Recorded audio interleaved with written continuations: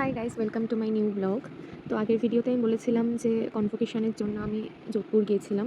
তো হাতে দুদিন এক্সট্রা সময় ছিল, এর জন্য আমি যোধপুর থেকে আবার জয়পুর চলে গেছিলাম জয়পুরটা দুদিন ঘোরার জন্য। কারণ আগে একবার আমি জয়পুর গিয়েছিলাম, বাট একটা কনফারেন্সের জন্য, তো তখন খুব একটা বেশি আমরা ঘুরতে পারিনি। ওই একটা দুটো জায়গা ঘুরেছিলাম। বাট এবার যেহেতু আমার কাছে দুদিন এক্সট্রা ছিল, তো আমি ভাবলাম যে জয়পুরটা একটু ঘুরেই নেওয়া যাক। তো যোধপুর থেকে আজমির হয়ে আমি জয়পুর যাচ্ছিলাম। তো জয়পুর যাওয়ার জন্য আমি আজমির থেকে একটা বাস পেয়ে যাই, যেটা প্রায় 3.5 ঘন্টার মতো সময় লেগেছিলো। প্রাইভেট বাস ছিল, বাসটা ভালো ছিল, স্লিপার বাস ছিল।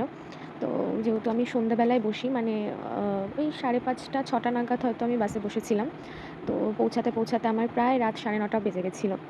তো বাসটা মাঝখানে একবার ধাবাতে দাঁড়িয়েছিল, তো ওখানে একটু চা বিস্কিট খেয়ে আবার বাসে উঠে বসে পড়লাম।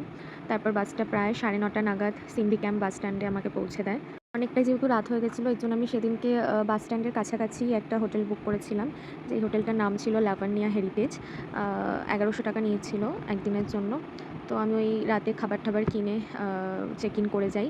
ভালো ছিল রুমটা, 2-3টে রুম আমাকে দেখিয়েছিল, তো আমার এটা বেশ ভালো লেগেছিলো। পরিষ্কার পরিচ্ছন্ন ছিল, বাথরুমটাও ঠিকঠাক ছিল, একটা বড় আয়না ছিল যেটা খুব দরকার, আর অনেকটা বড়ও ছিল।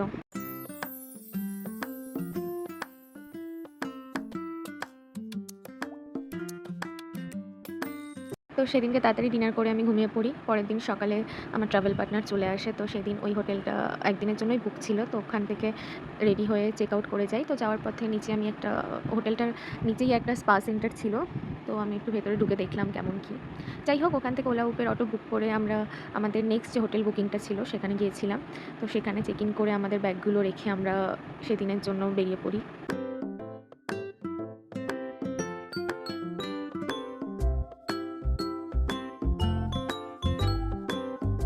আমরা নেক্সট দুদিনের জন্য যে হোটেলটা বুক করি সেটা ছিল যশোদা হেরিটেজ, যেটা একদমই হাওয়া মহলের কাছেই ছিল, মানে পুরো মার্কেটের পাশে ছিল। লোকেশনটা খুব ভালো ছিল, মানে ওই হোটেলটা থেকে হাঁটা পথেই আমরা ফার্স্ট দিনে আমাদের ঘোরার জায়গাগুলো কমপ্লিট করি। খুব সুন্দর ছিল হোটেলটা, পরিষ্কার পরিচ্ছন্ন ছিল, রুমটাও খুব সুন্দর ছিল। রুমের বাইরে জানলা থেকে দূরে পাহাড় দেখা যাচ্ছিল, আর লোকেশনটা খুব ভালো জায়গা ছিল।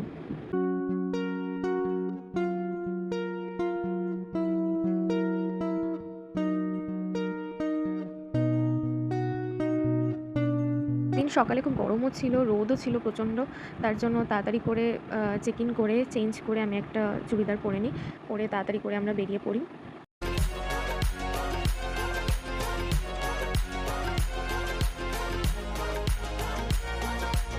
তো ফার্স্টেই হাঁটতে হাঁটতে দেখলাম চারিদিকে শুধু কচুরির দোকান। তো ফার্স্টে ওখানকার কচুরি ট্রাই করলাম, তারপর একটা লস্যি ট্রাই করলাম, ভালো ছিল। তো সকালবেলা এই খেয়ে আমরা ফার্স্ট ডেস্টিনেশন গেলাম হলো সিটি প্যালেস, যেটা একদম হাঁটা পথ ছিল আমাদের হোটেল থেকে। আমি উদয়পুরেও সিটি প্যালেসে গেছিলাম, তো ওটাও খুব সুন্দর ছিল। আর এখানে সিটি প্যালেসটাও খুব সুন্দর ছিল, ঘুরতে অনেকটাই টাইম লেগেছিল, প্রায় 1 থেকে 2 ঘন্টা তো লেগেই ছিল। রাজস্থান ইটসেলফ একটা হিস্টোরিক্যাল প্লেস, মানে রাজস্থানের প্রত্যেকটা জায়গা, সেটা আজমির হোক, উদয়পুর হোক, জয়পুর হোক, বাকি আরও যা যা জায়গা আছে সব কিছুই খুব ঐতিহাসিক স্থান না, যেখানে আমাদের দেশের অনেক ইতিহাস লুকিয়ে আছে, তাই না? সেরকমই সিটি প্যালেস হলো একটা রাজকীয় ঐতিহাসিক প্রাসাদ, যেটা 1727 সালে আম্বার থেকে রাজধানী যখন জয়পুরে চেঞ্জ হয়, তখন মহারাজা সবাই জয় সিং এই প্রাসাদটি নির্মাণ কাজ শুরু করেন। এই প্যালেসটা কিন্তু 7টি কার্টিয়ার্সের সাথে ইন্টারকানেক্টেড, যার কেন্দ্রে রয়েছে কিন্তু মহারাজের প্রধান বাসস্থান, যেটা হলো চন্দ্রমহল। আর এই প্যালেসের মধ্যে একটা মিউজিয়াম ছিল, যেখানে সব কিছু সংগৃহীত করে রাখা আছে। রাজাদের ছবি, পোশাক, মুদ্রা, তাদের অস্ত্র, সব কিছু খুব সুন্দর করে এখানে সাজানো ছিল। যাই হোক, এসব আমরা আস্তে আস্তে দেখছিলাম, নিচে লেখাগুলো পড়ছিলাম। প্যালেসটা কিন্তু সত্যি খুব সুন্দর ছিল। প্যালেসটার মধ্যে আরও অনেক কিছু ছিল, আর ভেতরে যাওয়ার জন্য অ্যাডিশনাল টিকিটও ছিল। আমরা যে কম্পোজিট টিকিটটা কেটেছিলাম 500 করে, তো সেটার মধ্যে সিটি প্যালেসটা ছিল, তার মিউজিয়ামগুলো ছিল, আর বাকি আরও দুটো পয়েন্ট এক্সট্রা ছিল, যেটা ছিল জায়গার ফোর্ট, আর সাথে ছিল গাইটোর কি ছাত্রিয়া। তো এই 3টে পয়েন্ট ছিল। এছাড়াও এই প্যালেসটার মধ্যে একটা ক্যাফে ছিল। ক্যাফেটা খুব সুন্দর ছিল, দ্য গ্যালারি ক্যাফে। তো ক্যাফেটার ওপর থেকে একদম 360 ডিগ্রি ভিউ দেখা যায় প্যালেসটার। বাট বাইরে যখন আমরা ক্যাফেটার দিকে উঠছিলাম, খুব বৃষ্টি শুরু হয়ে গেছিলো সাডেনলি, তো আমরা আর ক্যাফেটায় বসে খেতে পারিনি, তো দেখেই চলে এসেছিলাম। আর ওর মধ্যে একটা রেস্টুরেন্টও ছিল, যেটা বারাডারি একটা রেস্টুরেন্ট ছিল। তো রেস্টুরেন্টটাও খুব সুন্দর করে সাজানো গোছানো ছিল, দারুণ ছিল। কিন্তু আমরা ভেবেছিলাম ওখানে লাঞ্চটা করবো, কিন্তু প্রচুর প্রাইস ছিল, মানে এত হাই প্রাইস ছিল, মানে আমরা আমরা জাস্ট মেনুটা দেখছিলাম। মানে প্রথমেই তো চোখ যায় বিরিয়ানির উপর, যে ননভেজ পাওয়া যায় কিনা। তো দেখলাম বিরিয়ানির প্রাইসই ছিল আই থিঙ্ক 1000 সামথিং ছিল, আমার মনে নেই ঠিক, বাট এরকমই ছিল। তো আমরা ওখান থেকে বেরিয়ে পড়লাম। বেরিয়ে বাকিটা বাইরেটা কিছুক্ষণ ঘুরলাম, ফটো টটো তুললাম। তারপরে পাশেই ছিল জান্তার মান্তার, তো আমরা জান্তার মান্তারে টিকিট কেটে ওখানটায় ঢুকে পড়লাম। যন্তর মন্তর যাওয়ার আগে আমরা একটু লাঞ্চ করে নিয়েছিলাম। সিটি প্যালেসের বাইরেই অনেকগুলো দোকান ছিল, তো ওখান থেকে আমরা একটা পানির পরাঠা নিয়েছিলাম আর একটা ভেজ পোলাও নিয়েছিলাম। তো সেটা খেয়ে দিয়েই আমরা যন্তর মন্তর দিকে আবার হাঁটা শুরু করলাম।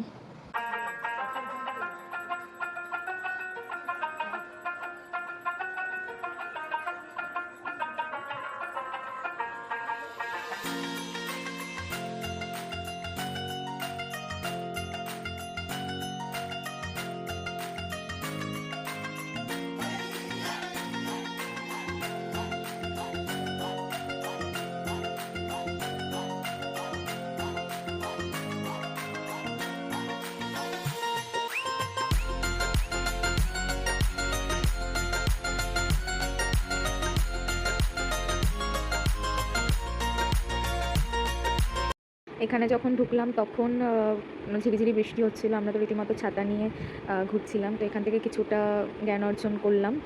মেইনলি সঠিক সময় নির্ণয় করা, গ্রহ নক্ষত্রের পর্যবেক্ষণ করা বা জ্যোতির্বৈজ্ঞানিক গণনা করার জন্য এই যন্ত্রমন্ত্রগুলো তৈরি করা হয়েছিল।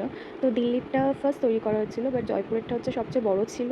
2010 সালে এটি ইউনেস্কো ওয়ার্ল্ড হেরিটেজ সাইটে স্বীকৃতি পায়।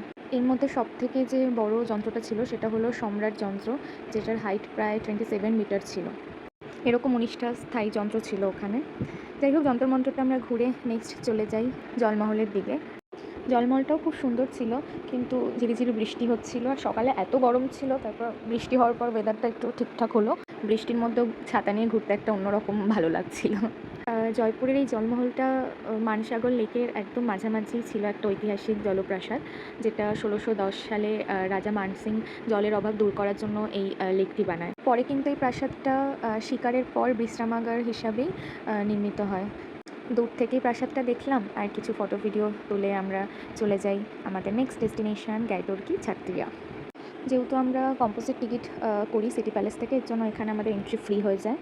দূর থেকে এত সুন্দর লাগছিল, এত সুন্দর মার্বেলের কাজ, মনে হচ্ছিল যে এক একটা মার্বেলের ছাতা বসানো। এটা কিন্তু আগেকার দিনে রাজাদের বিশ্রাম স্থান হিসাবেই ইউজ করা হতো।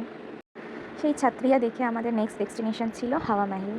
হাওয়া মেহেল আমি আগেও একবার গিয়েছিলাম, যখন আমি এমএসসি করছিলাম যোধপুরে, কনফারেন্সের জন্য আমরা সবাই জয়পুর গেছিলাম। তো তখন আমি একবার হাওয়া মেহেল ভিজিট করেছিলাম। তো আরও একবার এটা আমার সেকেন্ড টাইম হাওয়া মেহেলের।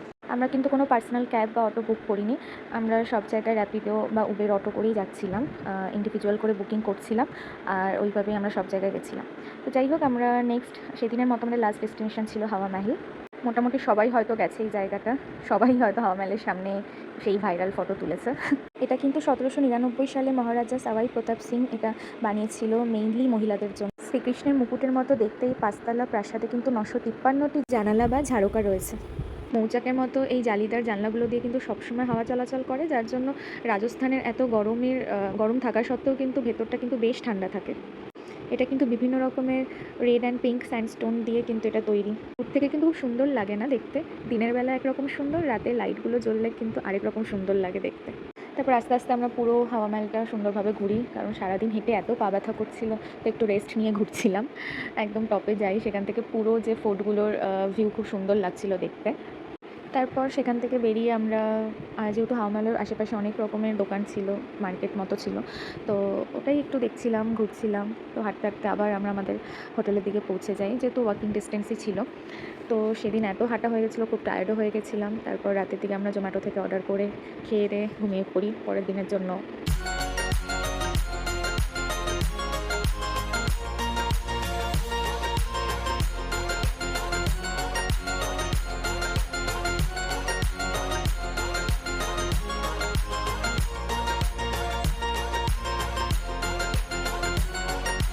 আজকের জন্য টাটা, নেক্সট ব্লগে দেখা হচ্ছে জয়পুর পার্ট 2 নিয়ে। বাই।